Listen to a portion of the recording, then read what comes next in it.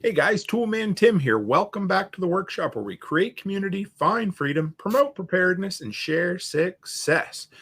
It is June 4th, 2022, and this is episode 123 of the Workshop Podcast. Tonight, we are doing something incredibly different, totally new, something we've never done before here. We're going to do a live book club discussion. We're going to call it the Post-Apocalyptic Book Club.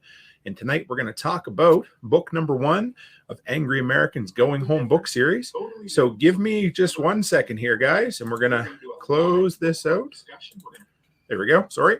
And yeah, so we'll get the announcements out of the way, and then I'll bring everybody on. Looks like we got a nice full house behind here.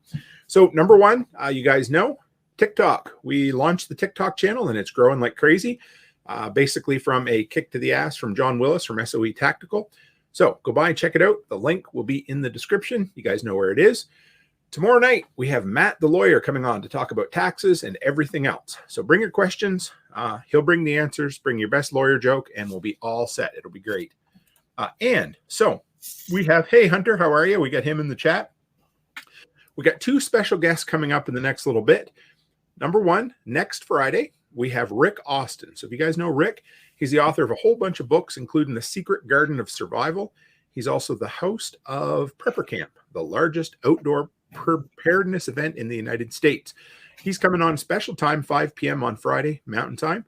And just yesterday, I got confirmation from Cam and Colby from the Casual Preppers podcast. They are going to be both coming on live the 23rd, Thursday, the 23rd at 6:30 Mountain Time. So just a half hour earlier than normal. So some pretty exciting news coming up. I'm excited. Who doesn't love having some cool guests? Finally, today's tool is the Milwaukee Jobsite Offset scissors or shears, depending on where you fall on the end of the discussion. Anyway, model numbers 48, 22, 40, 40, $26 US. I love those buggers. They have found their place in our knife block on the kitchen counter because they are just bulletproof scissors that are not very expensive. So if you're looking for a top quality pair of scissors, check them out. So that is it. Get the housekeeping out of the way quickly, and let's be joined here. We've got 4 people in the background. Bring you all on. Hang on. See if we can get everybody. How is everyone? Oops, got to re-add Rachel. There we are. Hey, guys. How are you? How's it going? Great. We got Nate. Nate from, why don't you guys go around, you guys, if you got time, introduce yourself and say where you're from. Sure. I'm Nate from Two Chicks Homestead. We're in Northern Illinois, and the wife is working her way on. Her laptop is running a little bit slow, but she'll be on here in a little bit. So we have a weekly podcast that we do along with a YouTube channel and Odyssey channel and TikTok and all that other fun stuff. So all the places, hey? Yep. Right on. How about you, Lacey? If you can talk. Yeah, I know you're at work, so we'll slide you in and out as need be. Lacey is a name that I use for writing. It's part of an anagram of my actual name, and cool. I'm in Central Illinois. Oh. And I know a lot of Illinois folks. Not originally from Illinois, but here, and I've loved this book series for a very long time. So glad to have other people around that talk to you about it. This is going to be fun. I'm excited. I've never done a book club before. Nate and I were just talking about it. So we'll see. It should be good. And Rachel, how are you? Doing all right. Good. From Pennsylvania. I'm not like the rest of you. I don't have anything going on right now. I actually was telling Letty that I came up with what I thought was going to be a fun username so that if I was going to try doing stuff online, I at least had a starting point. So I love it. Nothing wrong with that. And you're a pool player, right? On a regular basis? Yes.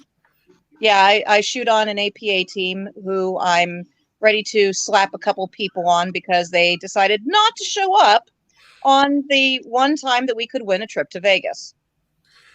Understood. Sorry I had to bring it up, but I knew it bugged you, that it was something you were up to, so I thought it'd be nice to get you to talk about it. So. Well, that's cool. I absolutely love pool, and it's just, finding people that are more responsible. Absolutely. I get it. And we have, who do we got? Hunter in the, so we got, Okay, Hunter in the chat. He says he's at work, so he can't join. Plus, he cusses a lot. I'm okay with that, though, of course. And Martinson said she hasn't read any of this book yet, so she doesn't want to have it spoiled for her. So the first thing I got to say is spoiler alerts across the board. Just so if anybody hasn't read the damn books yet, sorry, just the first one. So we will do our best to keep the discussion to the first book. We'll see how it goes. You know, I mean, if something slides in somewhere else, we'll do our best not to spoil it for anybody. But, you know, and we've got over in the Telegram group, hang on here. Yozik said, listening to the book right now, so not going to join live. So we'll start with Nate. Was this your first time reading through? Well, do you want to, how about summarize Going Home right quick for us, Nate? What's it about without, going too crazy? Sure. It's EMP style series where Morgan is 250 miles from home, and EMP goes off and he has to walk home. That's pretty much about the easiest way to put it. Yep. And it's a hell of a walk, isn't it? Yep. I'm just going to introduce Hunter. He's just in the live chat. He wanted to be in too. It says he's Hunter from Dallas, Texas, HVAC mechanic, private security contractor, and Walmart cart pusher. I wonder if he can do anything about the Walmart carts that veer off to the side, because those drive me friggin' nuts. But that's not Hunter's fault. So Pretty sure they have private people that come in for that. Yeah. What, to intentionally make them go off to one side? You never know. I know. Ask Becky. Longer. She'll tell you that probably my second biggest pet peeve is shopping carts that have a wheel that doesn't work. But we're not here to discuss shopping. Well, it doesn't really matter. So. And we now have Aaron. Aaron, hang on. I'm going to get rid of that picture up front there so that we can see your face. There we are. How's that, guys? There. Cool. Okay, so how many, when you guys going through this, was this your first time reading it, or have you been through it before? You can just hold up fingers, Lacey, too, if you need to. Nate, 2, Aaron, 1. Oh, and we lost. That's okay. She's at work. How about you, Rachel? Definitely. My first time reading any of that. Okay. Like I said, it wasn't really a genre that I was interested in the past, but having heard you guys talk about it so much, it sounded interesting. And I'll admit there's a lot of the technical stuff when he's going into all of his gear and all of his equipment. And it all kind of became wah, wah, wah, wah, wah, wah, wah, wah for me for a while. But the actual story, the characters, I really liked them, and it was very well written. I was surprised. So we had, you guys, I'm sure all of you heard the interview anyway. We had Chris on here, and for him to say that this was really the first book that he wrote, I thought that's fairly impressive, because I can barely write my own name, let alone a whole book. And I don't know. I just thought he was, I thought he put it together really, really well. What'd you think? Lacey, did you want to hop? You can, anytime you want to talk, Lacey, just put your hand up. So that way I know I'm not trying to, because Lacey's at work, guys. So we don't want to. Okay. Yeah. And Hunter says it's his 4th time through. So, Rachel, this was your first time going through it. And this was my second full time. And then I went back and just reread Going Home one more time before we did this week. But I think for him, like I said, putting it all together the first time for a guy that it was basically a bunch of posts out of a community forum or, an online prepper forum, I thought it was pretty damn good. I'll ask Rachel again. Have you ever read any other like end of the world fiction or anything like that, or not really? Unless you're talking about zombie movies. Nope. What's your favorite zombie movie? Zombieland, of course. Awesome. Nothing wrong with that. How about you, Nate or Aaron? Had you guys read any other, we like to call it prepper porn or anything like that before this? So I've gone down the rabbit hole quite a bit, and I've listened to a bunch of stuff. 299 Days, Zombie Rules. There's a Survivor by Mike Krautz, which was really good. Then Going Home, of course. But I mean, there's been so many, because I'll do audiobooks at work constantly. Me too. Me too. Going Home was my first. Oh, what's that, Lacey? Sorry. Going Home was my first. Okay. And now, oh yeah, since then I've read all kinds of many different series. Anything else? So the problem for me was that I enjoyed Going Home so damn much that anything I read after it was good. Like, I mean, my favorite Stephen King book is The Stand, and that is kind of similar, but you know, I hold Stephen King to a higher level than just about anybody else, but that's just my own issues. But I found anything I read after Going Home just felt maybe one step below. Would you think, Lacey or Nate? Anybody? I found that for a lot of different series, although I did end up reading the Girl from Locker 9 from Franklin Horton, and that led to similar series from that same author that ended up all tying together. And so it's like several series that are all in the same universe with crossing over characters. That's the only other one that I've read a lot of times, but still not as many times as the Going Home series, because those characters, they're like old friends at this point. That's what I thought. Maybe like, so let's ask this. Let's go around the horn. What do you have something, Aaron? No, I was just in my previous life before children. I read The Hunger Games and the Divergent series. Like, do you like those? I did really like them. I think one of my daughters read The Hunger Games. I hadn't got into them myself, but I don't know. I think that the movies were good. I know I enjoyed that for sure. They were actually really good compared to a lot of other movies based on books, I think. They were close, but not quite. Well, no, of course not. But they were still some of the better books being turned into movies. Divergent movies, though, were horrible. Yeah. Could you say they diverged from the source material? Yes, slightly. Sorry. So let's go around. Let's start with which character did you most relate with, or who was your favorite? And maybe I'll know the answer from everybody, but I'm going to ask Erin first because she's so quiet. Oh my goodness! I really should have answered that. Yeah. I mean, my first person I'd want to say would be Jess, but I don't know if that's because she was the first female really in the book, but I don't know. I think Morgan, as he went through how he was kind of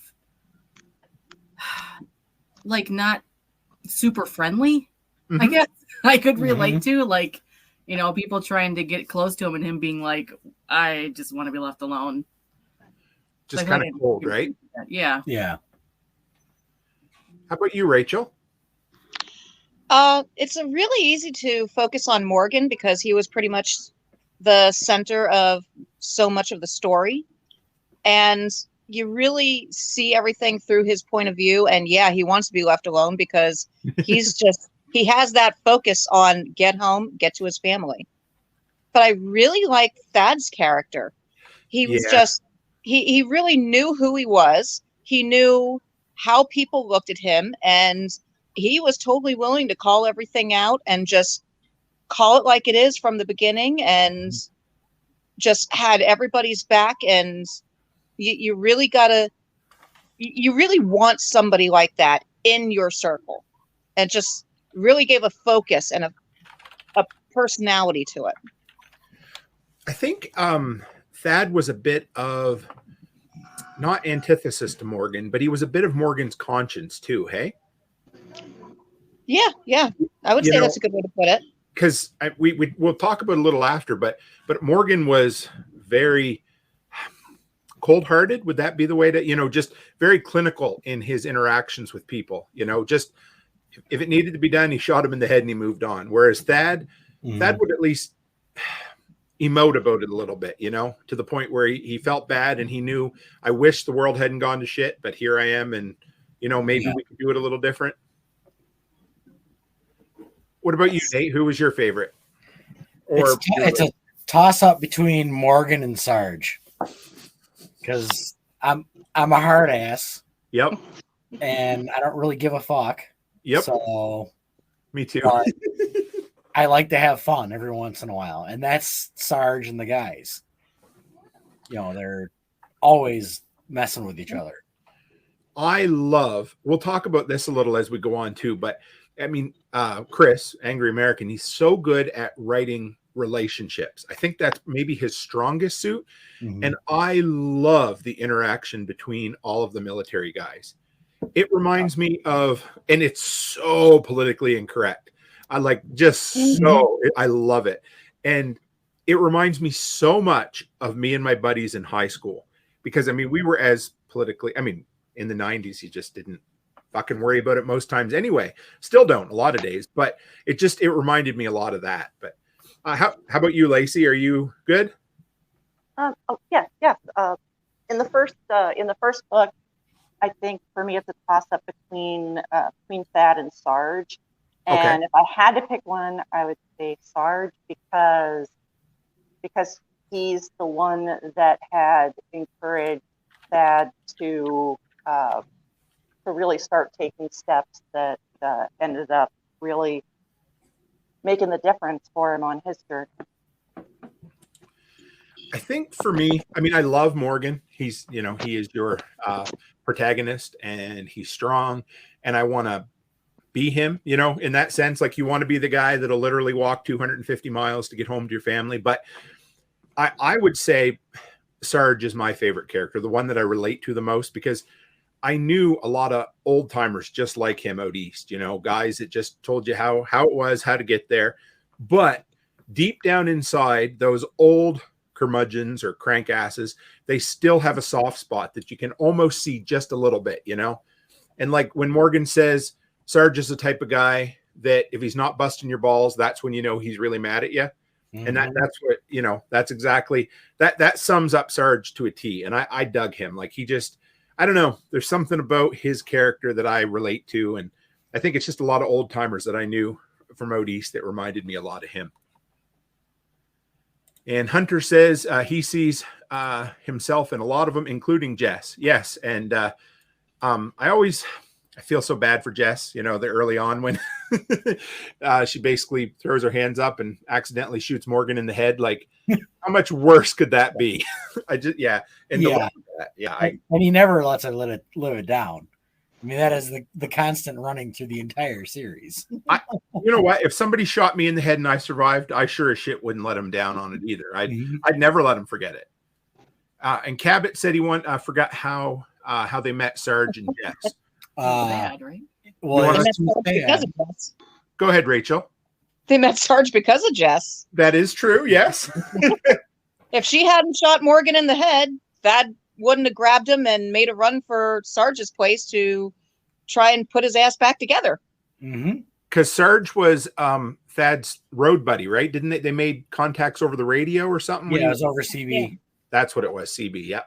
And Jess basically just walked out and introduced herself to Morgan when he was walking past like a rest stop, wasn't it? Yeah, she was feeling pretty uncomfortable being at that rest stop, and there was something to do with it. It was right before, because it was right before Perry. Yeah.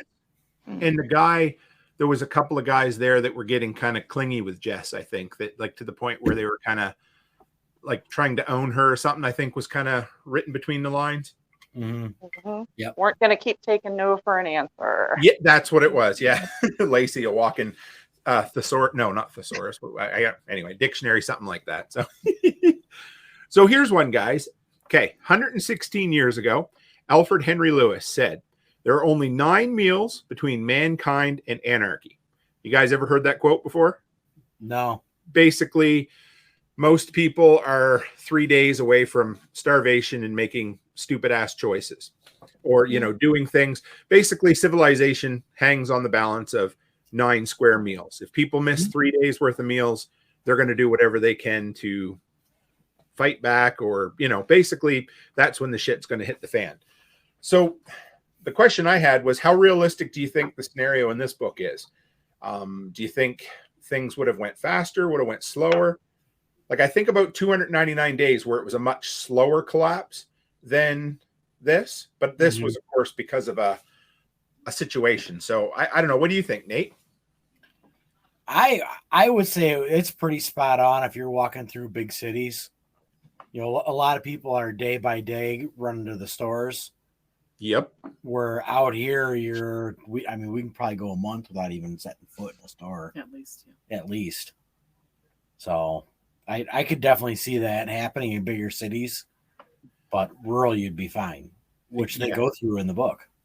That is very true. Yeah, because just re-listening there yesterday when they had the radio address and how they were trying to force or encourage the rural people to give up all their preps so that they basically, their preps, their guns, their fuel, their vehicles, basically so that, well, it reminded me of, did you guys ever watch Jericho, the TV show? No. No. Oh, I'm the only one in here. If you don't have a chance, check it out because it's in Kansas. It's a small town. Nukes go up everywhere. EMP blows out, the power, the lights, and it's very similar to what happens there. So what do you think, Rachel? Do you think it'd be faster, slower than that if shit really hit the fan? You think people would be riding the streets in a couple of days? Yeah, I think it was actually pretty accurate, especially when you look at the people who all of a sudden, hey, wait, there's no police to enforce us to not be a bunch of assholes. So, we're just going to start doing whatever we damn well please. And then how long is it before it comes back to bite them in the ass? Yeah. You might think you're the biggest dog on the block, but there's going to be somebody out there that's bigger than badder than you. What was the nickname of the guy that the nickname Morgan gave the guy that he shot in the head outside the country store, the convenience store? Was it Gold Dollar? Gold Dollar. Oh, there it is. Yeah.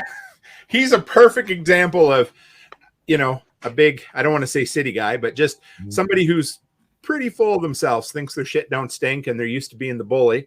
And they figure, hey, I'll just keep doing it. And Morgan's like, yeah, I don't think. Yeah. I don't even think Gold Dollar got a swing off. I don't. Yeah. I think it's like, how's the old joke go? What's the last thing that goes through a bee's mind when it hits your windshield? It's asshole, Yeah, pretty much. And that's him. Like he was dead before he hit the ground. No, he He laid on the ground and cried, and that's right. Oh yeah, that's right. Yeah. And the old guy told Morgan how to get out through the back. That's right. Yeah, snuck out. I thought that was pretty cool. It was neat. Like the old timers are like, they can't fight back, but at least they could give information, Yeah.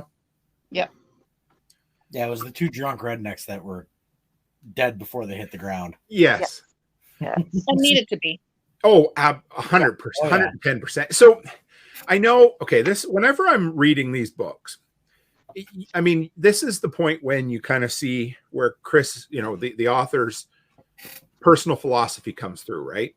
Because like Morgan, it was such a perfect scenario to justify sneaking up behind somebody and putting a hatchet in their head, right? Like it literally could not have been set up any, I don't mean better in the good sense, you know what I mean, right? But it was literally, okay, I caught these guys doing what they're doing, chop, chop, you're dead, right? And I know you're limited in time, but in my mind, I don't see how in real life you would ever be set up that perfect in that many instances where when the good guy does something, of course it's good, but it's also violent and bad, that it's so perfectly set up for him to not feel bad about it. Do you know what I mean? Does that make any sense? Right. He had the luxury of being able to observe the whole situation from the trees, where he ended up watching and observing because James and Edith, the next door neighbors, were trying to help, and they ended up getting, they had to go back into their house. So he had that time while he was watching to know who the players were, who were the good guys, who were the bad guys. And that's not something that you would expect to have in a real situation. That's true. I think, that's a good point. You're right. Like that extra time to just sit and watch. I don't even know if you would. And that's okay. Like I totally get that it's the author's license and because it is what it is. It just, there's a few times, especially, I find it gets better as the books go on. So we won't talk beyond that because you've only read the first one, right, Rachel? Yeah.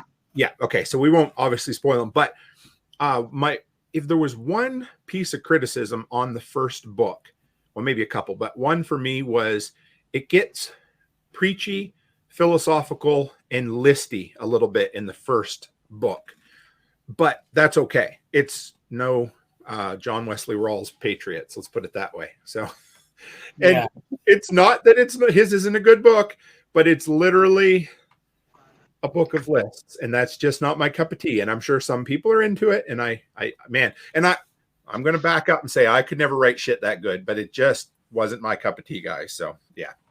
Yeah. I mean, the first half was a little bit too much prepper list to me. It was an ad. Yeah. It's not like it was an advertisement for stuff you should have. Like the first half was all that. And then the second one was really, getting down to actually surviving and not just having all the gear. Is this John Wesley you're talking about? No, I'm talking about going home. Yeah. Yes. And I gotta say, I even thought that book one was a pretty good balance between because you got to talk about gear, maybe not quite as much, but when you put it into perspective that it was written as a blog post in a survival forum, of course you're going to list gear and flex about gear because other people are going to want to know about that. Right. Yeah. But yeah, it wasn't, I guess the first time I read it, I was, maybe occupied. So I didn't think about it a lot, but then I'd gone through Patriots and anything compared to that reads like whatever the opposite of a list is. You know what I mean? Because go ahead. I did like that the character was, that Morgan says, hey, I'm a gearhead, like right off the bat. And so at least fits with his character. And you could imagine, and as he discusses with some of the characters that he meets after he parts ways with the others, is getting, closer to home, he does converse with other gearheads in that way where they're just go back and forth talking about all this stuff. So I can see that it at least fits in with the character as he is at that time. But then the character evolves, as you all were just saying, more into the improvisation that has to come up to make things work when you can't just run to the store to get what you need. That's a good point because, yeah, I mean, you're going to be a gearhead early on, maybe because that's always been your shtick, right? You're always like, hey, I like gear, and I get it. It's like two gun guys, or it's like Nate talking about ham radio, or me talking about mowers, right? Whatever you're into, you're going to talk about. Yeah, as his character evolves, for sure, they start. Like you said, they have to improvise and live off the land. Hey, ham radio is the whole reason that I found the book in the first place. Well, that's cool. Some of you know the story. I found it on a list of. It was right about the time I was taking my license exams, and I was looking for stories, and so I looked up, fiction, the ham radio, and it was on the list, and I found the book, read it, really liked it, started reading the next one because they had already been out at that point. And then I started searching for for information on the author, and turned up him appearing on some podcast I'd never heard of called the Survival Podcast, and that first led to LTFN, which then led to the workshop. So I'm here with y'all because of the book and because of the book. That's awesome. Lacey, real quick. There's the ham shack.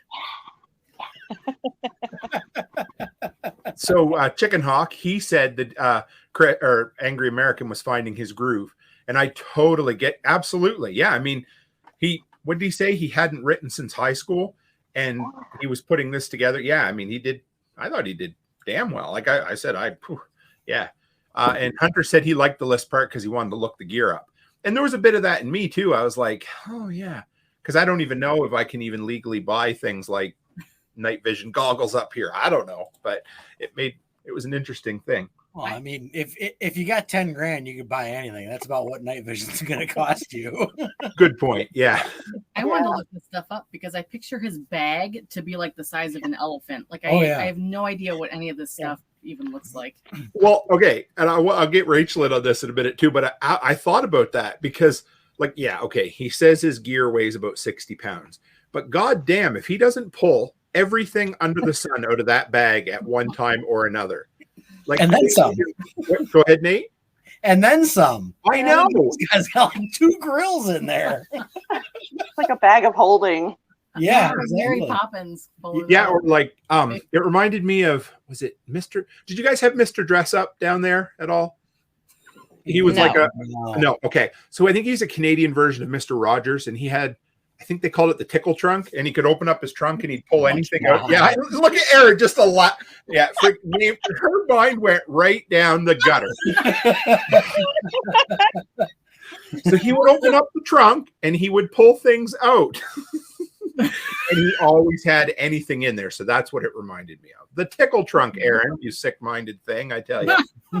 Hey, you're the Canadians with the tickle trunk. And... oh, dear God. Right? I am still going to start talking about the tickle trunk at work. Yes, please do. I love it. I'll see if I can find, I bet you there's a meme or a GIF for it up here. I'll find it. So. Oh, I'm sure there is. So you said, Rachel, that the list, it was a little listy for you? Yeah, but I see a lot of people actually seem to have appreciated it. In fact, even talked about, it's been a while since I've gone through this book. I didn't get to look up this. I need to go back through the list. And I know what I carry in a very large backpack that I hope to never have to carry in my life. But I probably have a pretty good list of stuff myself. So I appreciate the whole have your gear, have what you need. But yeah, that kind of just going through like all the details after details was kind of monotonous. Yep, I get it for sure. I totally, yeah. There's definitely times, especially in the first, I don't know, half dozen chapters or so, when he's like building when he's considering leaving his vehicle and talking about everything that's in there, and you're like, okay, I get it. It's cool. I'm glad it didn't go longer than it did. Again, I really hate to, you guys remember the, was it the callback or the codes, Patriots, and then was the word sucks or whatever. Yeah. And yeah, I had to laugh because, anyway, I didn't pick up on that until after Chris's interview and anyway, I hadn't thought about that before. Yeah, you mentioned that. I went back and I found that part in the book, and I'm like, oh my God. I know, because of course I just thought it was a football reference, but apparently I did too. Yeah, but when you hear it how does he say it? Because if you were to say a football team sucks, you would say the Patriots suck, right? Mm-hmm. But he put Patriots sucks. And to me, that was speaking about an item or so. Anyway, it was interesting. I had to laugh. I was like, yeah, okay. Yeah. So what do you guys think is anyone can pipe in, but what do you think the most far-fetched plot point was in the first book? Something that you thought was maybe a little too out there? My thing would be the radio communications. I wondered about that. Can you elaborate there, Mr. Nate? So the radio that they say that Sarge is using is an FTDX 5000 or FTDX 5000. It's an HF radio. Okay. So HF, you're going to be on 80 meters or maybe even 160 meters. Okay. You're not going to be on 2 meters and 70 centimeters at 250 miles with a wire antenna and the 517 or the 817 that Morgan has.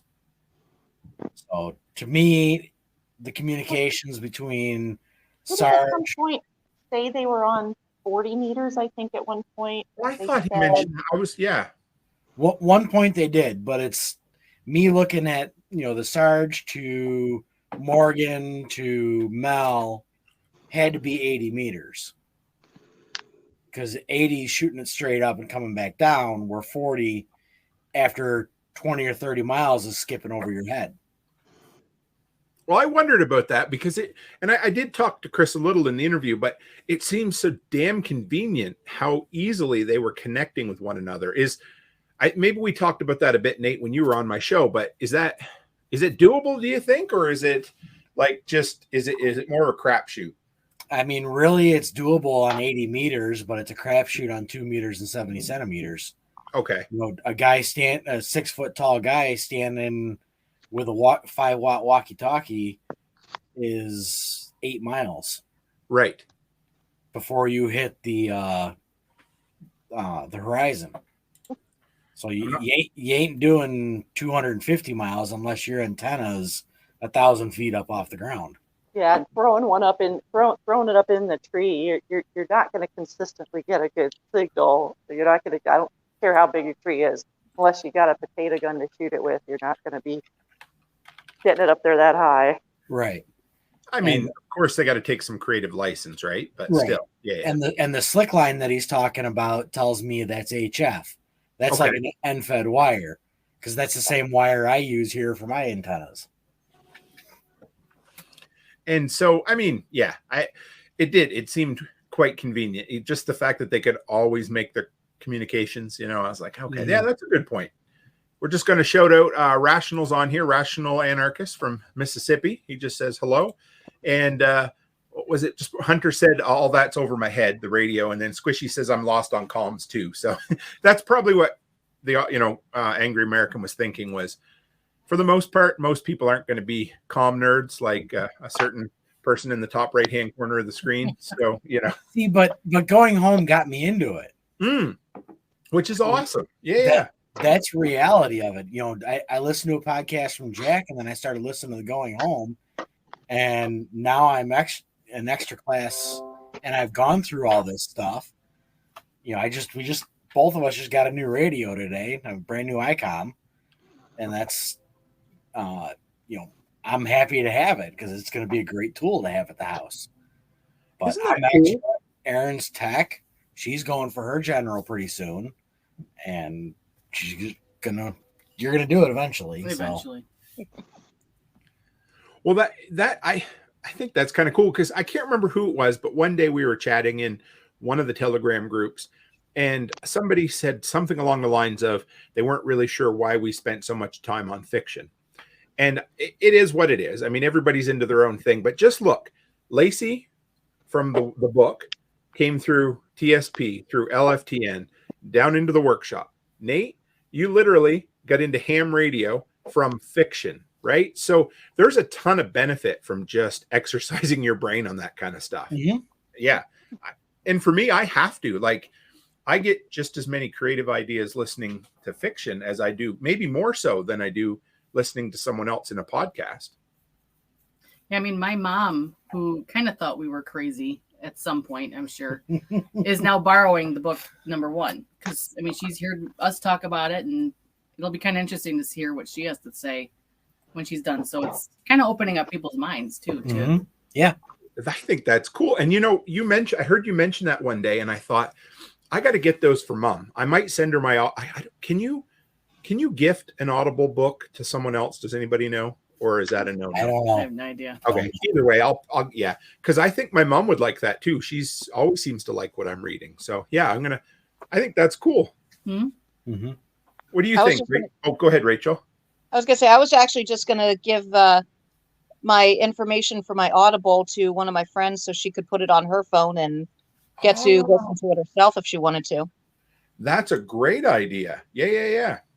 I never thought. As long as she doesn't have access to my credit card information to start, downloading all kinds of crap, I'm totally good with her having access to the account to read whatever or listen to whatever's on there. That's a great idea. I like that.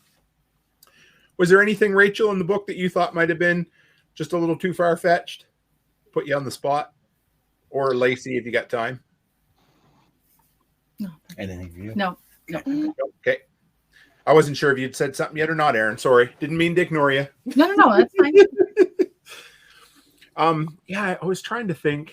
There, just some of the interactions, they read, at times, they read so much like a movie. I think, for me, it was things like like the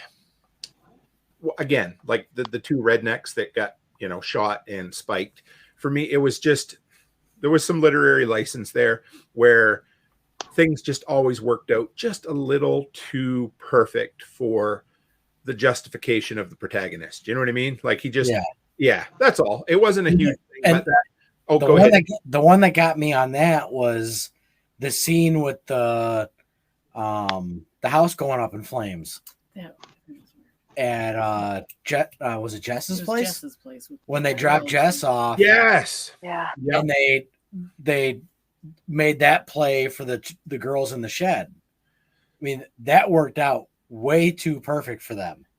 I knew there was another one. Yeah, that's the one. Yeah. That was the one that got me thinking. And then going back through watching, I was like, oh yeah, this one too. Yeah, you're right, because if it weren't for finding those two girls chained up in the shed, it would have been a lot more gray, right?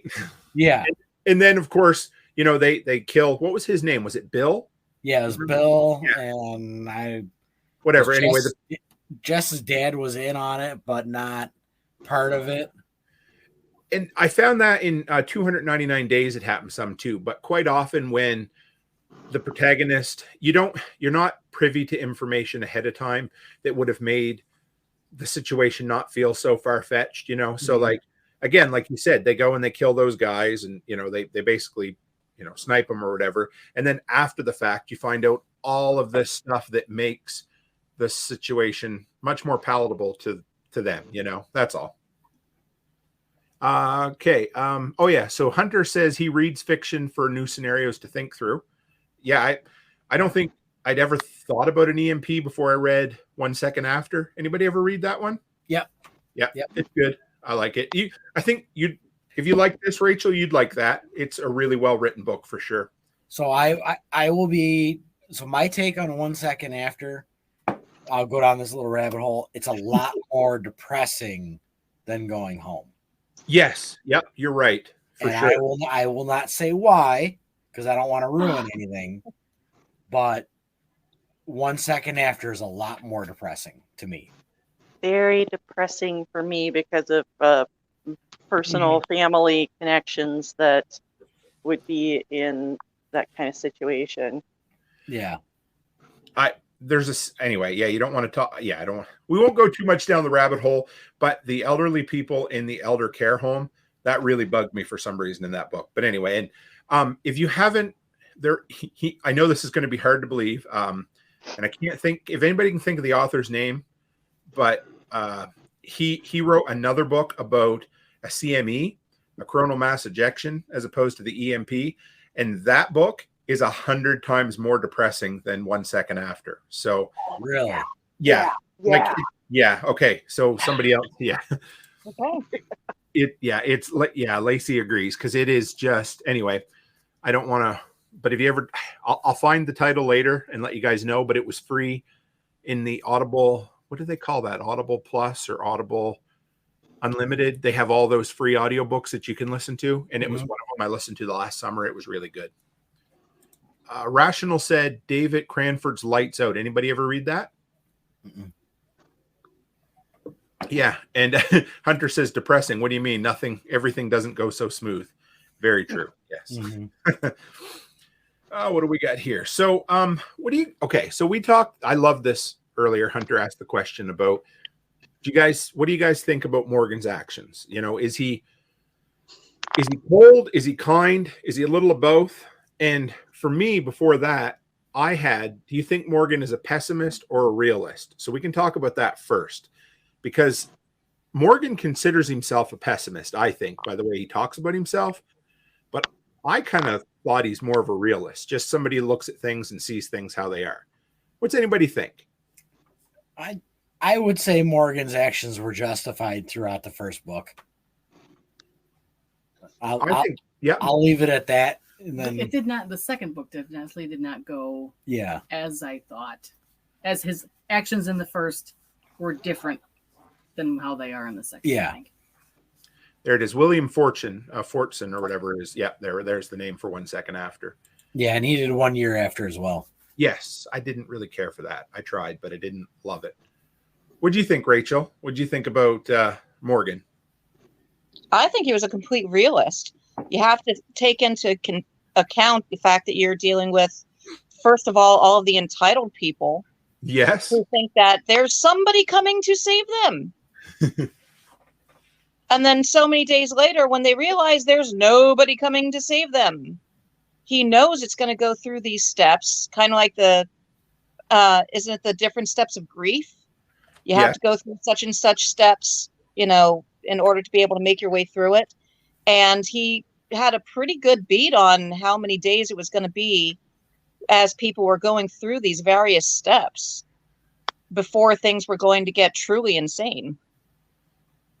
That is true. Yeah, I mean, what do they call preppers? Basically, just somebody that sees what things are going to be like when things go bad. Not really a fortune teller, but just again a realist, right? You look at people, and one thing I loved about Morgan was his single-mindedness.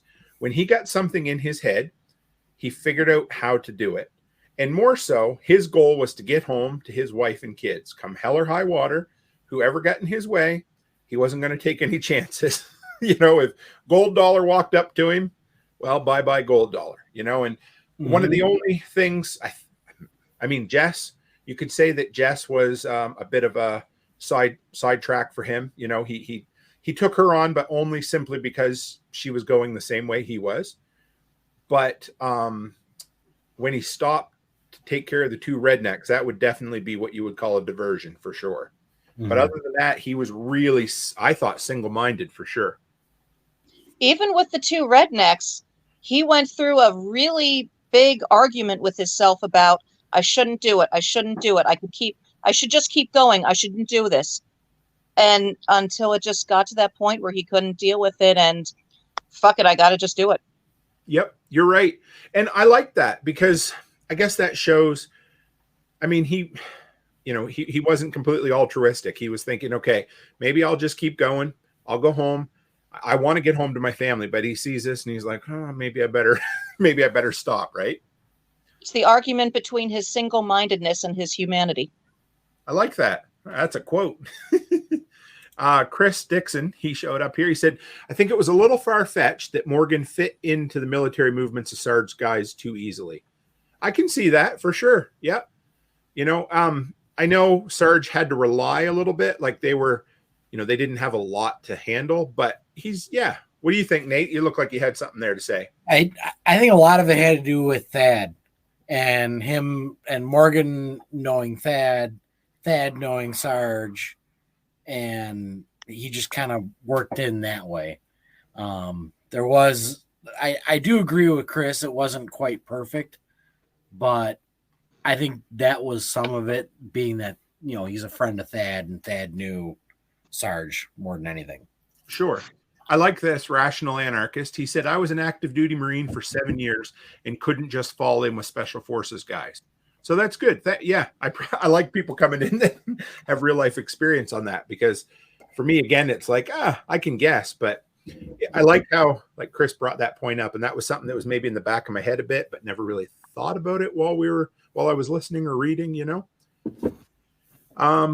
Here, okay. This one, Rational said the main thing in going home was how mild his reaction to his very first defensive shooting was. Too mild, he said, I think, in other words. So I believe basically, Rational, if I'm wrong here, Rational, you can correct me, but I think he's saying that he probably should have reacted much more emotionally than he did with the first kill. Anybody? What do you think, Aaron? That was Gold Dollar at the convenience store. No, wasn't the first kill the two guys and the lady? No, it was Gold Dollar first. I think Gold Dollar was the first, yeah. All the stuff that I listened to, I can't remember as well as the stuff that I've read. Gotta go. Thanks, Lacey. Nice having you. Yeah, it was Gold Dollar first, and I mean, dude pulls a gun. Yep. If I remember, pulls a gun. So waistband or something. Yeah, he makes the move. So I mean, I'm sorry, the gun's coming out, and it's game on. Yeah. I thought so. And was it post Gold Dollar, or maybe it was a different interaction that he had, but there was one time when he had that what is the dump afterwards, like the adrenaline dump afterwards. And do you remember when he had I think that was Gold Dollar. It was okay, but it took a bit, didn't it? Like it was a ways once he got stopped, because he had to go out through behind the shop and then out through the woods, and then eventually kind of. Yeah. He said he was getting tired, or he just didn't have any energy, wasn't it? Because of that, like it. Yeah, drained. Yeah, drained. That's what it was. Yeah. Yeah, I think some of it was. I noticed there was a problem with Morgan when was it the second one with the ATVs? Oh yes, yeah. That were chasing them. Yeah.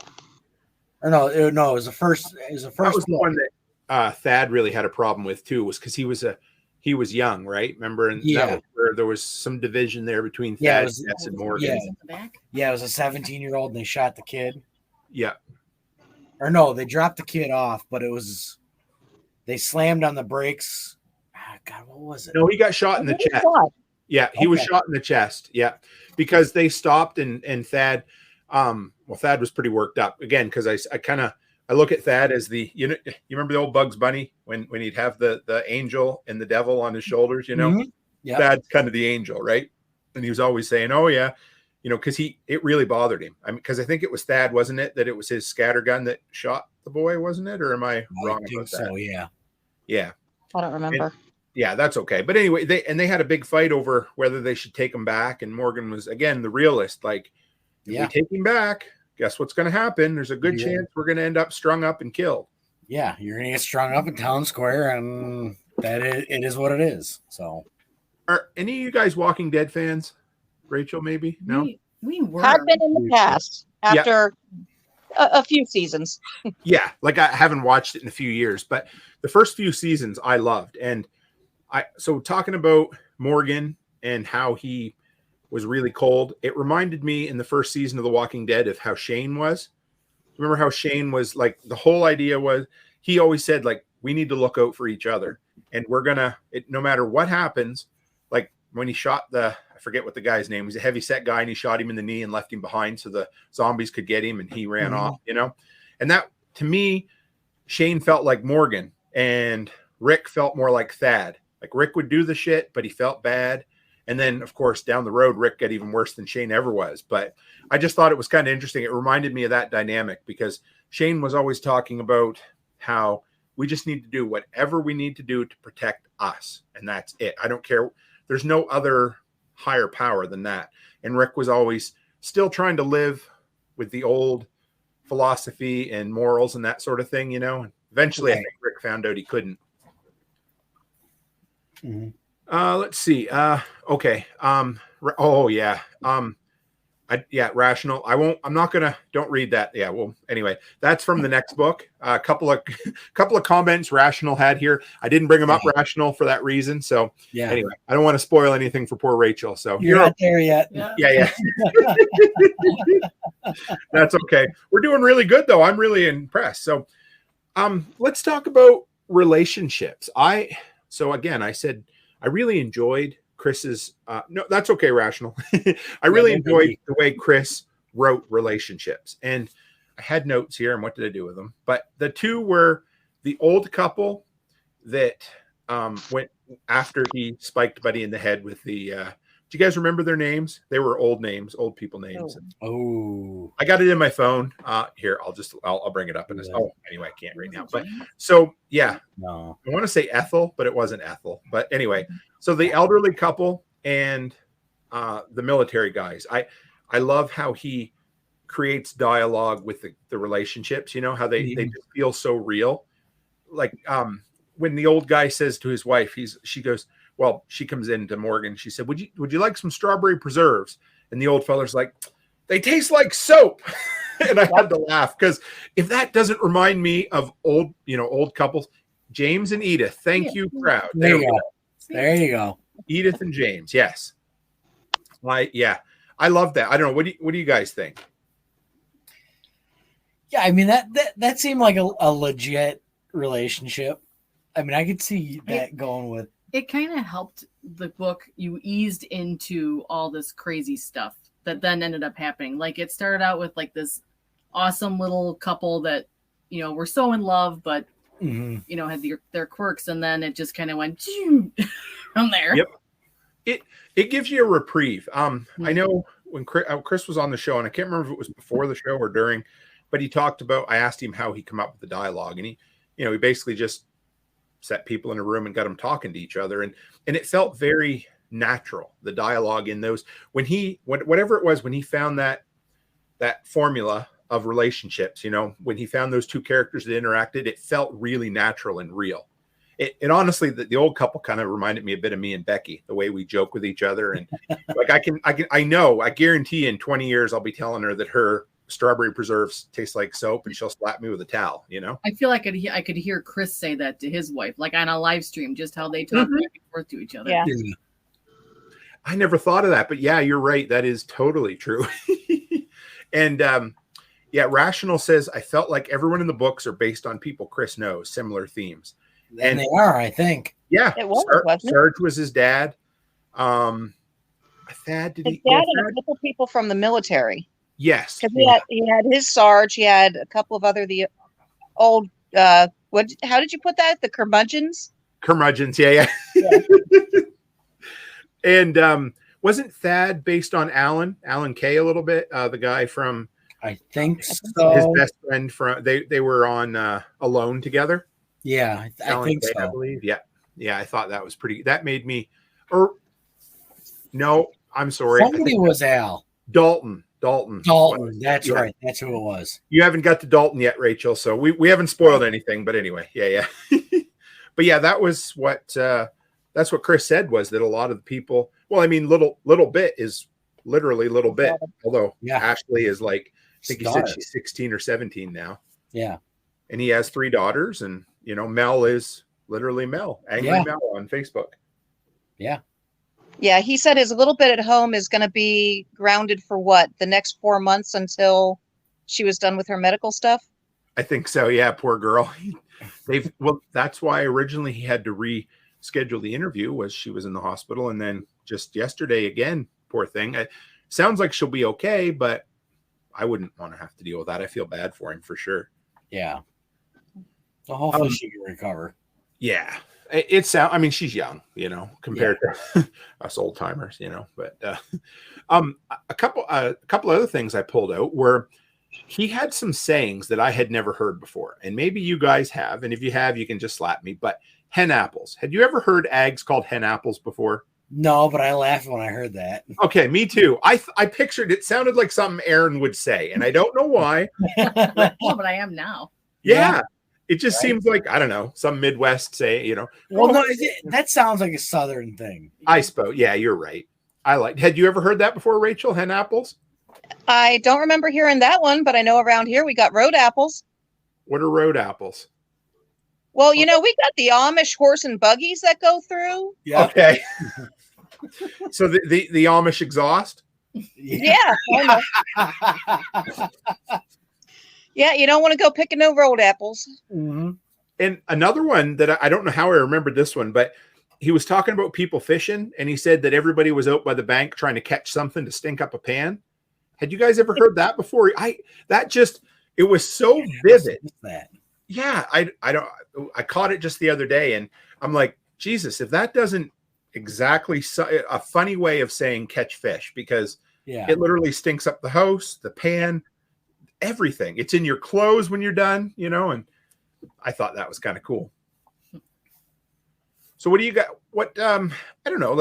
So Rachel, I guess I like picking on you a little bit because this is your first time reading it, but so you hadn't really, this was your first experience of, I kind of hate the term prepper porn, but people know what I mean when I say it. So this was really the first one, was it for you? Like I said, with the exception of the end of the world zombie movies, yeah. Mm-hmm. And or The Last Man on Earth with Vincent Price. Oh yeah, we got to give a shout out. I'm pretty sure my buddy Ken Cornelius on MeWe mentioned that book too, or that movie. Sorry, yeah, he had some good. Yeah, what was Panic in Day Zero or Year Zero? Any of you guys ever seen that? Nope. It was the second ever post-apocalyptic movie, I think, and it was good. I'll have to maybe do an episode on that, but he recommended it. He's really good.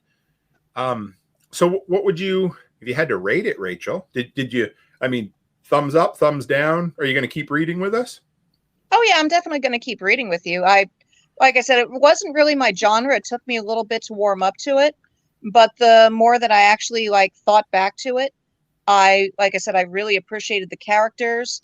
And the thing about the fictions like this is it actually is a low stress way of proposing new thoughts that maybe you didn't come across, or, perpetuating different situations. And how would you deal with this? How would you deal with, when he shot Gold Dollar, he went from the holy shit to the major adrenaline fix to the basically, I just need to drop and go into shock and let it out of my system.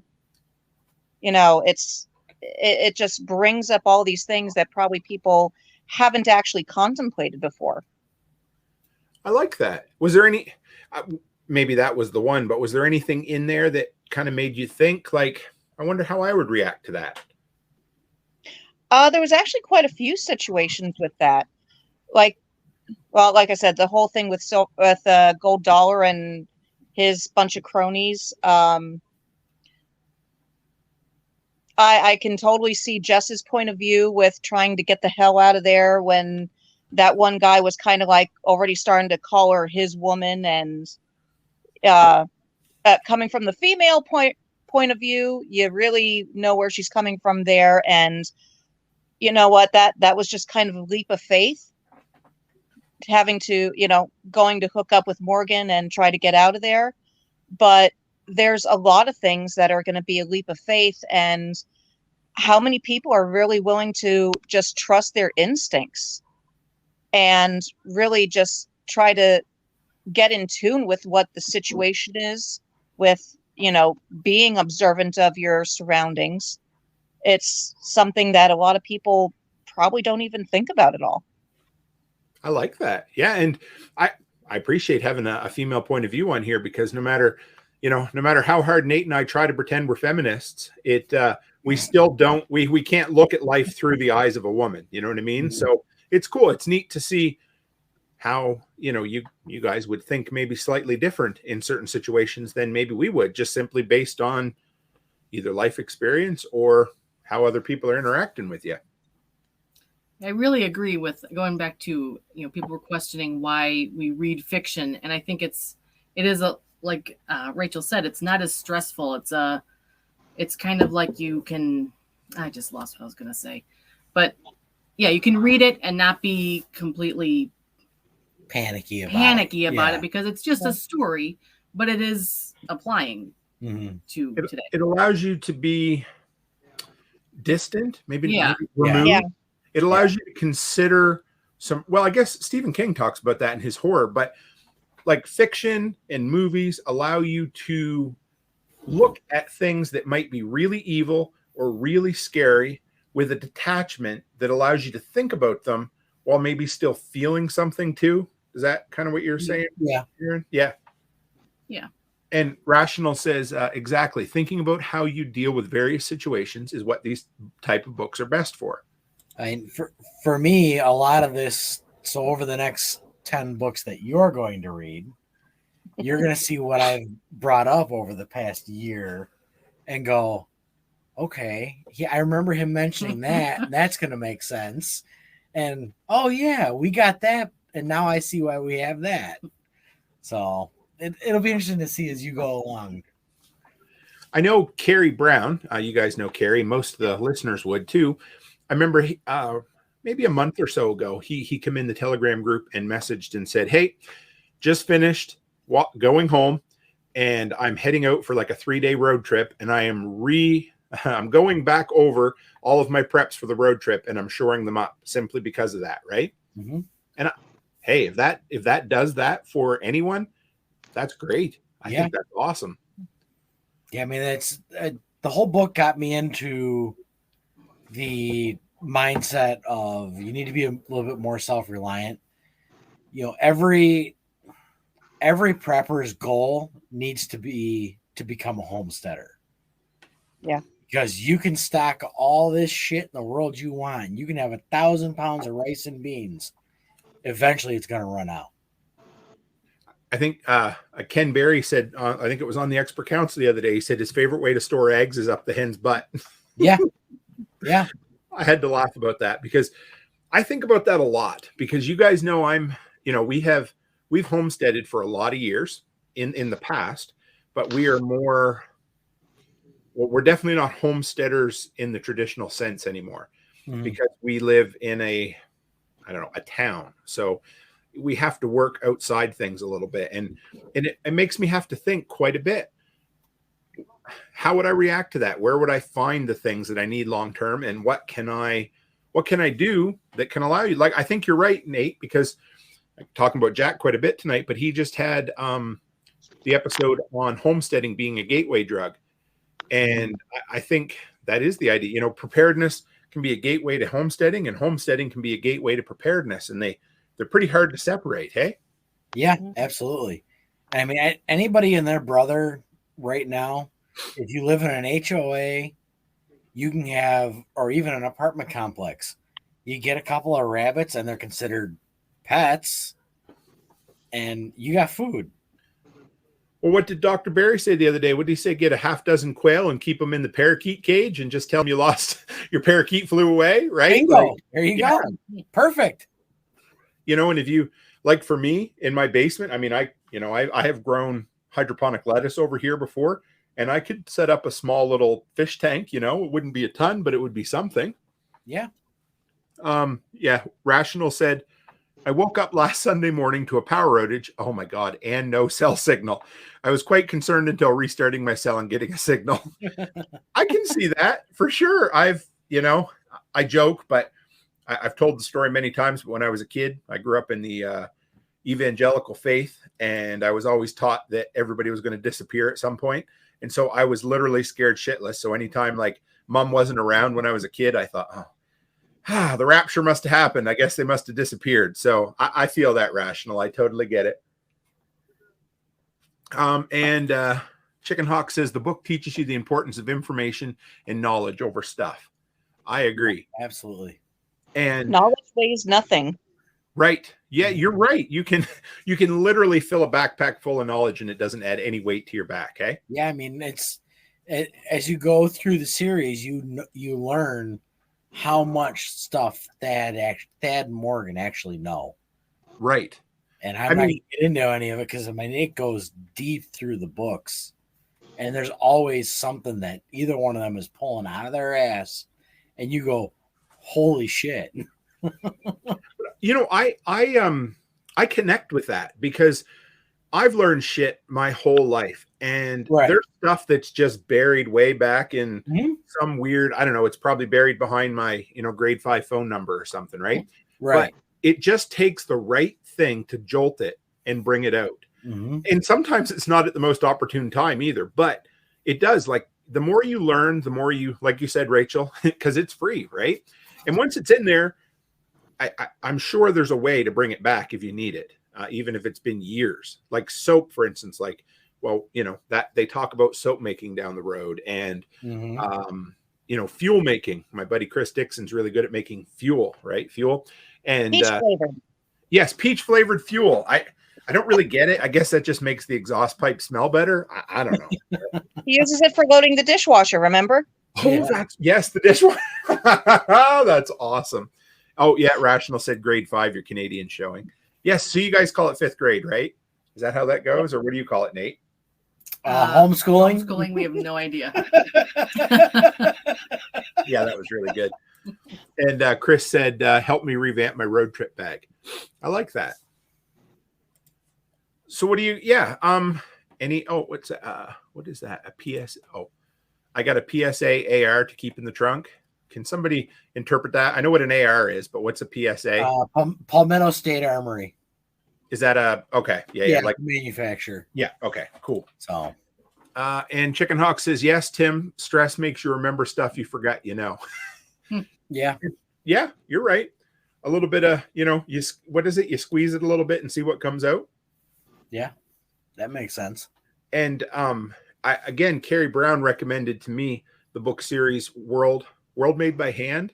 So if you guys haven't read that or listened to that yet, it's friggin' incredible. It's a 4-book series, and it takes place in upstate New York after peak oil. So it's a little different, but everything has gone back to kind of like late 1800s, and it's really, really cool. I love whole interaction. And so they've moved beyond stuff. They're for them, survival is based on skills and knowledge. And that's what you kind of reminded me of, Rachel. Yeah, man, that's what it's going to come down to eventually. Is your skills and your knowledge are going to help you survive. Right, because like you said, you can have, an entire warehouse full of food, and you can have as many preps as you want, but eventually you're going to run out of things. Yeah. And whether you run out of them or your kids after you run out of them, eventually, if things ever go as bad as what this book says, or even remotely close to that, of some sort of mild collapse, whatever it happens to be, shit's going to run out. And then you need all that free knowledge that Rachel talked about. Yep. Yeah. I mean, if you have anything over 6 months or a year in this country, you're screwed. Because, I mean, really, what do people usually keep? Even the Mormons keep, a year of food on hand? Yep. So after a year, they're going to run out. You have a scenario like this go down, you're not going to have power for probably 15 years. That was kind of what World Made by Hand, even though it was a little far-fetched. But yeah, I mean, like they talked about a lot of the things, like the big, I'd like to talk to Patrick Werman. He's quite an expert on power and things like that. But they talk about the big transformers and stuff, and how most of them are made in China, I believe. And overseas, yeah. Yeah. So how are you even going to get them here if you can make them? Right. All the boats are dead because those are run by computers. Rational says, knowing I don't have all the skills, I've gotten several $100s worth of books. The Foxfire books being the heart of them. I love. Anybody else ever see the Foxfire books? Because they're really cool. I've heard about them, but Rational, one step at a time. Master something, move on to the next. That's the best piece of advice I can give you. That's been my entire life. I've always been that way. Drop it like a bad habit, but at least you learn it on the way. Yeah, absolutely. So I think we've done pretty good. We've been an hour and 15, but I got an idea before we finish up here. I think we should since Nate and I have both read these books, but Aaron and Rachel, you guys are both just through book 1, right? Mm-hmm. A little bit into book 2. Okay. So I think we should get Rachel and Aaron to make predictions about where they think the book series is going to go. So I will give you. So what? I don't know what would be a good. Let's see if we can find some predictions in here. So, okay, we're not going to say if you're yes or no. Pick at least one person that you don't think is going to survive till the end of the book series. Pat. Okay. Aaron? Did you see a comment earlier, Rachel, anywhere or no? No, but I remember the interview with Chris. Yeah. Oh, yes. Okay. And there's also talking about how when he was talking about it with Mel, that she wanted them to have all of their supplies become basically public to everybody, and we need to take your solar panels and everything, and you just know she's going to be a problem. That's one of those Karens that just got to go. Yeah, good little. They turn into a good little collectivist when they don't have anything. Yeah, right. Yep, spot on. I'm trying not to pick the people that I already know. Right. Gosh, I don't know. Well, while you're thinking. You could kind of pick the Pat thing before you ever heard the interview with Chris. Yeah, you're right. I think especially when it was just one of those where, we just hate each other. We just hate each other. That's just how it is. So I'm going to give you a number, and we're going to go over or under. So the number is 50. Now, Rachel and Aaron, over or under, does Morgan kill more or less people than 50 in the entire book? I'm going over. More. Over? Okay. I'm going over. Over? Okay. Yep. We won't say any more than that. So what is he already at? Like 20? Yeah. I thought that was pretty good. You got any questions, Nate, that we can come up with for a prediction? I like that. And we can come back and we'll revisit them for sure. See, I don't know how far you are because I haven't I'm asked 100 pages in. I couldn't even tell you. But I don't know where that is. I don't remember either. It's been like a week since I read it. Right. Rational said, heck, I've read them all and I ain't even sure. I like that. I'm really curious in with like if Jess comes back like into the story. Okay. I don't know. Yeah, you know what? Let's try this. Tell us what you'd like to find out that you don't know yet, and then that would be cool. So you said you'd like to know more about Jess, Aaron? Yeah, like if she shows up again, or how stuff is going on there, or okay, like where her family might or might not be, that type of thing. Yeah. And I want to know like when this happened, like how did Morgan's family, like that first day when he was 200 miles away, how did they wake up and react? Yeah, that's cool. Okay, I dig that. How about you, Rachel? What would you like to know that you haven't found out so far? Well, knowing that Morgan had already been following this path for a while, and his family was pretty well used to the preps and the situations and how everything was hooked up, and his food, his water preps, his fuel, his arsenal, more or less.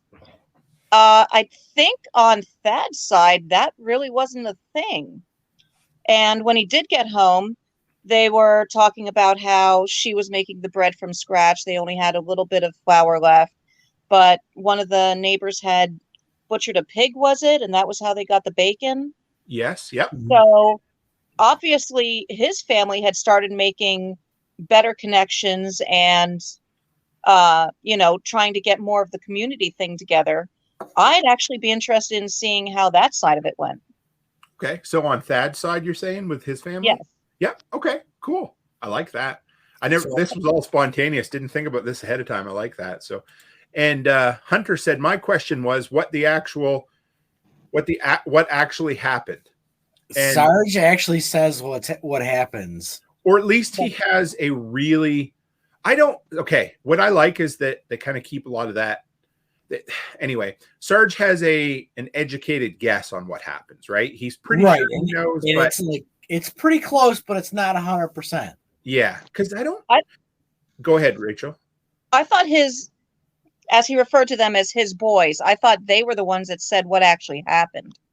Well, that it was actually the government, this country set the missiles off to that country bombed that country, and that the was U.S. government, That was the whole exchange right there. Yeah, that was the exchange. Somebody let a nuke loose. And then the U.S. government decided, you know what, this is a great time for us to hit the reset button, and here's how this is going to go down. And that was when they kicked into martial law, and, we're just making our more or less monarchy now. Yeah. It was, because they set up the whole solar flare thing. It sounded like they kind of spent a week or two on TV in the news saying, hey, we got a solar flare coming. And then 2 weeks ahead of time on a solar flare. I know. It's like 2 days. Yeah, I know. I was like, okay, yeah. So, I think there was a lot of implications. And that is something, like, I don't want to spoil the series, but they don't ever maybe that's simply because they don't know either, but they never really come back to it and give you a firm answer. And I'm okay with that. Basically Sarge's speculations is as far as I think we ever get, right? Yeah. Yeah, I would say Sarge's guess is the closest you'll get to actually what happened. And I'm okay with that. Because I remember the first time or first two times I read through and I thought, I don't really know what the fuck happened. Like, I kind of know, but you don't really, That seems to be a theme in these books. I mean, in the movies. It's like that stupid movie we watched the other night. I mean, you don't have any idea what happens. You don't know anything, and it's just. What movie was that, Aaron? Hey, Tim. Oh, gosh. Yeah. Tim, I want my hour and 45 minutes back in my life. Listen, I never recommended. It did. What was that? How it ends, right? That's what it was called. Yeah. Oh my God. Because that is not how it ends. And how in the world, we'll go on a tangent, how in the world did Forrest Whitaker get wrapped up into that movie? Oh my because God. He literally he either won an Oscar or was nominated for an Oscar for Last King of Scotland. Was that what it was called? Or Last King? I don't remember. Anyway, he's awesome. He's a great actor. And that movie, oh boy, that was hot garbage. Yeah, it was. You know, the time it passed the time. Let's put it. Have you seen it, Rachel? Absolutely not. No. Don't waste your And time. I'm thinking I probably shouldn't. Yeah. Yeah. Because I mean, I threw it up thinking, okay, this is gonna be a halfway decent movie. Tim, it's on Tim's list, and it just fucking didn't read it right, and it ends, and it's like, well, I fuck. said this better not be how it, and then there goes the Yeah. credits.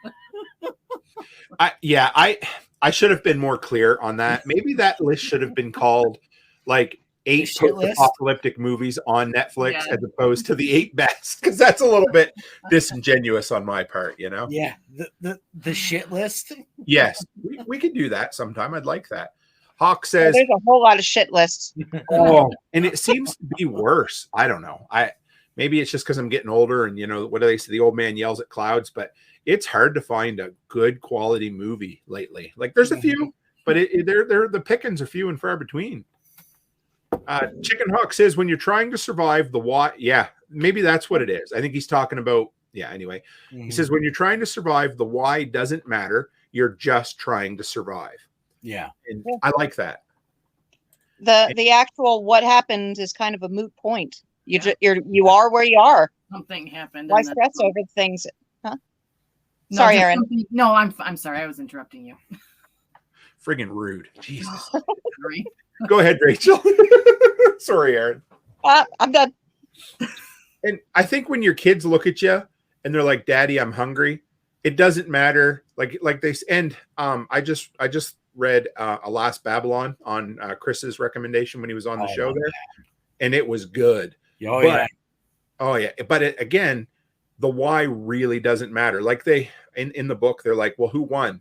And they're like, "Well, we did, but it really doesn't matter because when it comes down to it, your kids are hungry, and it doesn't matter whether it was the Russians or the North Koreans or the friggin' Democratic Party of the United States. The why don't matter because your kids are hungry, right?" Mm-hmm. Yeah. And the fact is, it's losers the whole way around. Yeah, because exactly, there is no winner in this kind of shit. Yeah, I mean, really, if something goes down like this, you're 15, 20 years out. Oh yeah, and easy. I know I love preparedness, and I think by being a part of it, we're obviously way ahead of the general public. But I don't think any of us have an idea of how hard it really would be. You know, we can do our best, but I think, man, if the shit really hit the fan, pardon my French, but it would fucking suck. You know, just the boredom and the hard work and just the never knowing. It would all just be, I think a lot of the everyday issues that people think are important would all of a sudden just disappear. Things that we. Yeah, I mean, I talked to people down in Tennessee during the Depression.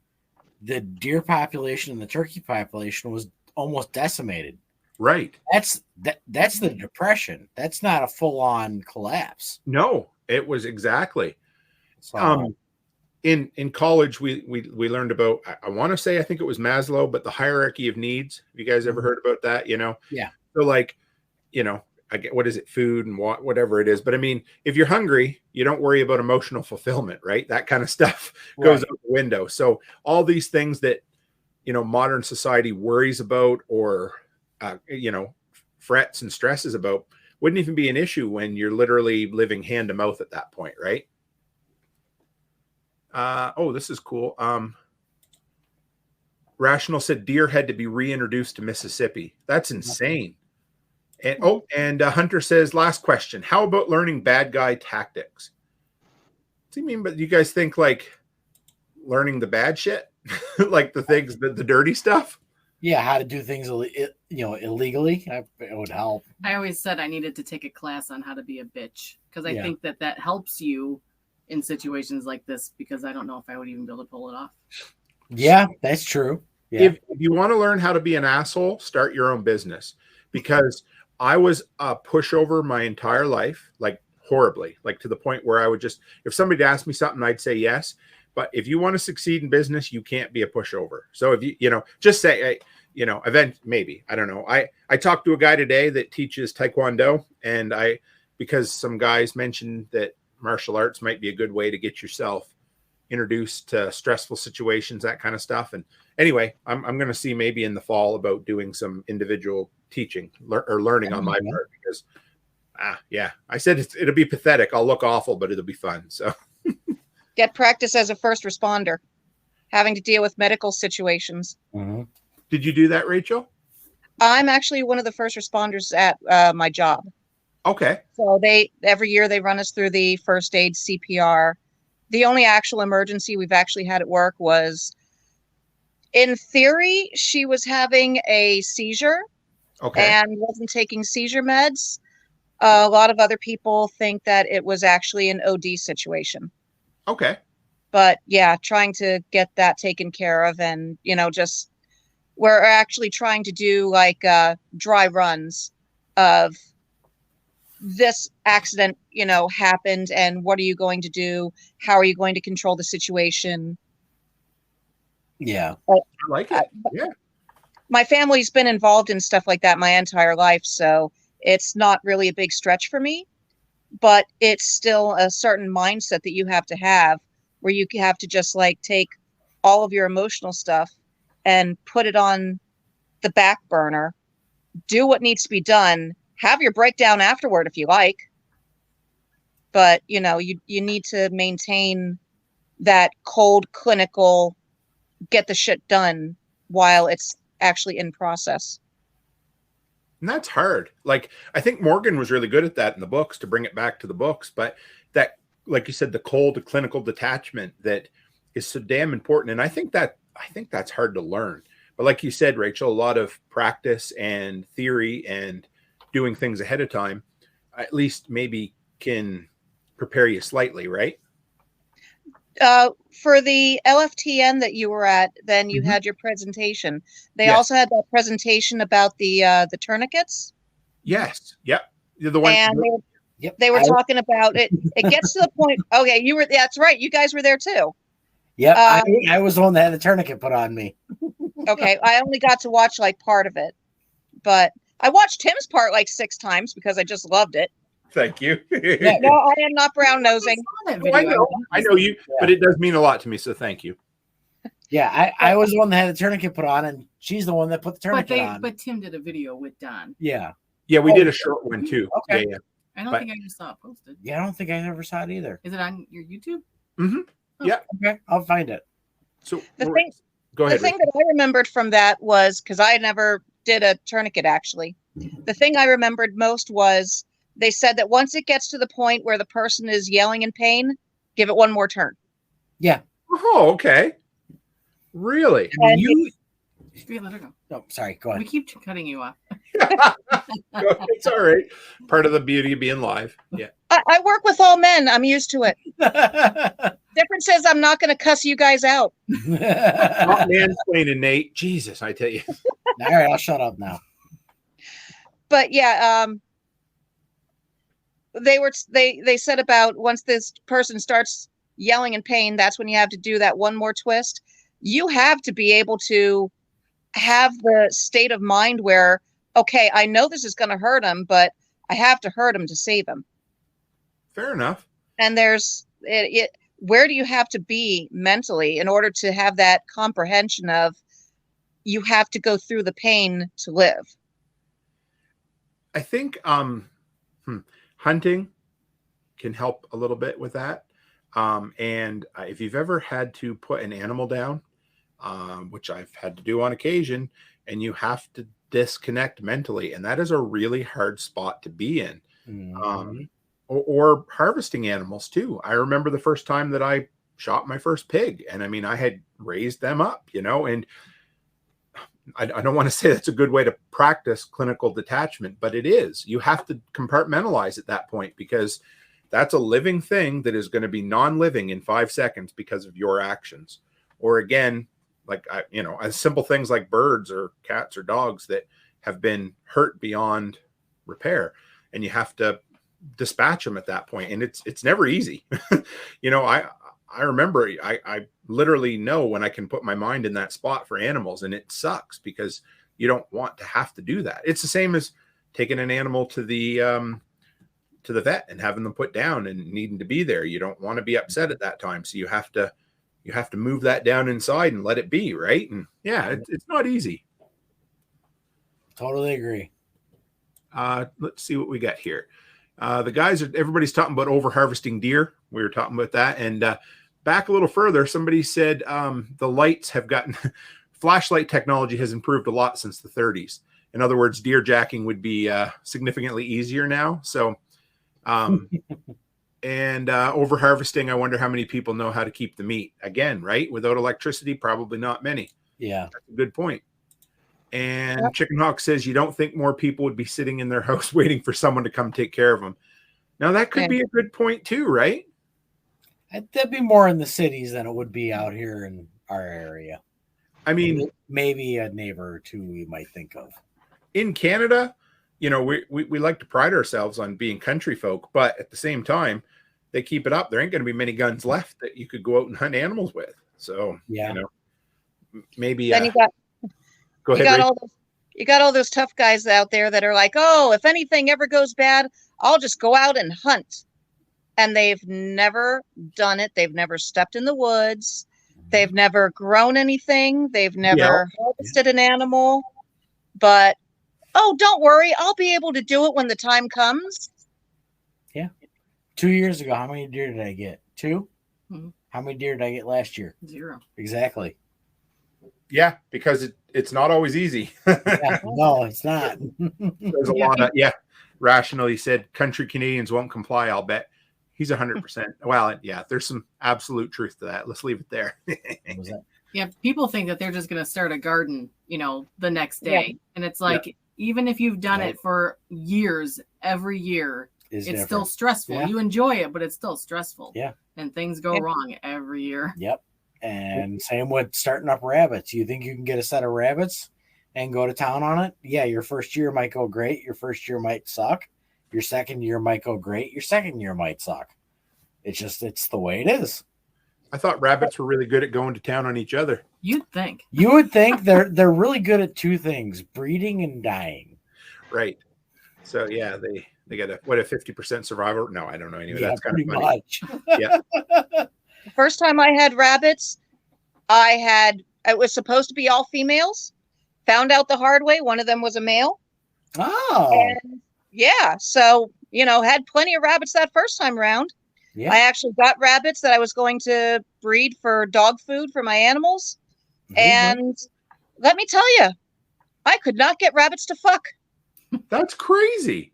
We had a little bit of an issue a few times, but ours have been not taking care of the litters. But I think we got that fixed. I think go ahead, Rachel. The funny part was when my best friend said I should have brought her over. She can get them to fuck, no problem. It's like, you know what? I'm not even going there.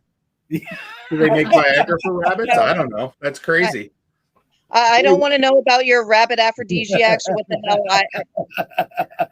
We went down a rabbit hole that we didn't know we were going down. Yeah, that was quite the rabbit hole you just took us down there, Rachel. Sorry. Go down that rabbit hole. Chicken Hawk. Yep. Down there at the bottom. How many deer can you get without all the government rules, bait spot, and light, and so on? We're not allowed to bait deer or have a light. So yeah, I mean, it really all depends. We had 2 at the pond, and that's it. In Nova Scotia, where I grew up, it's totally legal to bait deer, and I would have a bait pile, apples or carrots, and never saw a deer in the 3 or 4 years I hunted. I mean, they barely even existed out there. You know, they're there, but they don't come around. And now out here, you can't drive anywhere. If I go for an hour's drive in any direction, there'll be at least once I have to touch my brakes to slow down for a deer, guaranteed. And they're everywhere here constantly. Yeah, we're not even allowed to throw a cob of corn out, dried up corn for them. You'd be like, listen, I was sitting in my deer blind. I had a nice little corn boil, and that 50-pound sack of corn cobs was what I ate while I sat there. Yeah. I'm just saying. And Chris says the corn pile is for the squirrels and the birds. Any deer caught eating in that corn will be I wish I had my rifle with me this morning when I went out to go feed the rabbits, because I walked around the corner and I look out at the pond and there's two of them standing there. I could have pulled a Morgan. I'm going to bring up this. I think we'll end with this here, guys. So if you guys want to give me your thoughts on Chris's quote, he said, "I told someone today that prepping is making a community to look after one another with a variety of skills, not having a bunker full of guns and beans." Yeah, 100%. Yeah, that's pretty close. And the only thing I'll add is every prepper should make a point to become a homesteader. Love it. Yep. I think it's kind of cool because Chris is one of the few people, like, so for me, again, it's really easy. It's been really easy for a lot of years to build online communities because we're all like-minded from afar. But to build up close communities with like-minded people is a fuck ton more work. And so I'm really working on it, and it's kind of cool because Chris is a part of that, and it's really neat. You know, Chris down in Claire's home and Carson in Edmonton, you know, and I just had Greg on the show the other night. He's from Edmonton as well.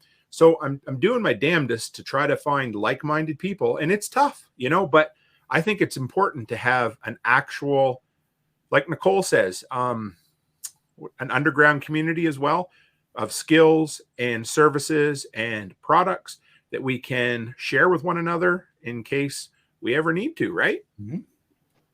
Yeah. What do you think, Rachel? You got any last-minute thoughts?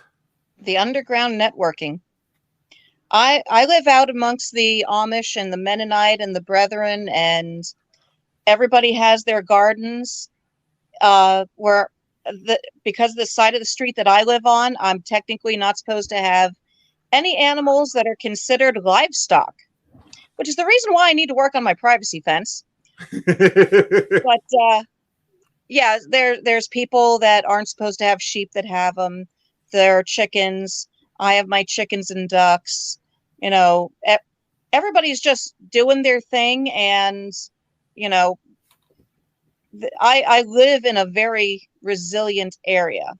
Nice. Because of the communities and because of living in the community with these people that are not as dependent on everything that the rest of the world is dependent on, as far as conveniences and the electronics and their social media, and that they have the knowledge that's been passed down from generation to generation. Now, I was actually surprised with some of the things I knew that the brethren couple next door didn't know, but that's what it's for, sharing knowledge, right? Mm-hmm. Yeah. So what do you guys think? A month? Do we want to try the first Monday of July? Or Monday, what the hell's wrong? The first Saturday of July to do book number 2? What do you think? Can we do it in a month? I think so. You think so? Okay. I know I can pull it off. So yeah, I probably could too, you know. I think I think the second book's 8 hours. Yeah, so I can do that in a day. I'm already 100 pages in. So yeah. You good with that, Rachel? Oh yeah. Okay. The audiobook, for the first one, that took me, I think, 2 days of work because I still wanted to hit some of the live streams. Yep. So yeah. Yeah, the first book is the longest. Really? Yeah, I think it is. Yeah, I'm pretty sure. Yeah. Yeah. Yeah, then the second one shouldn't be an issue. Nah, it'll be good. All right, guys. Well, thank you. This was fun. I had no friggin' clue where we were going to go with a live book club, and I think we did. I think we nailed it.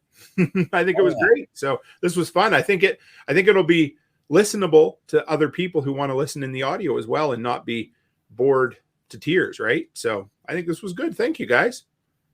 Anybody, do you guys, yeah, I mean, Nate, Aaron, how do you find 2 Chicks and a Homestead?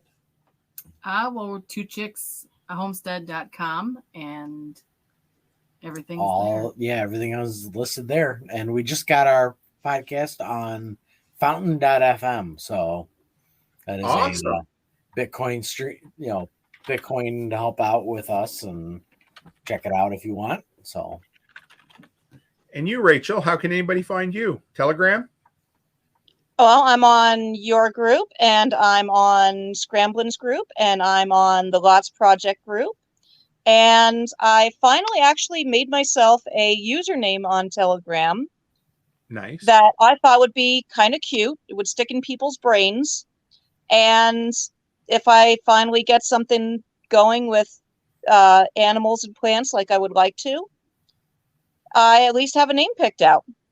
So that would make me Rachel B. Quackers. I like it. It's like an old-timey name. I love it. Yeah, it's cute. It's a good one. Like I said, it'll stick in your brain.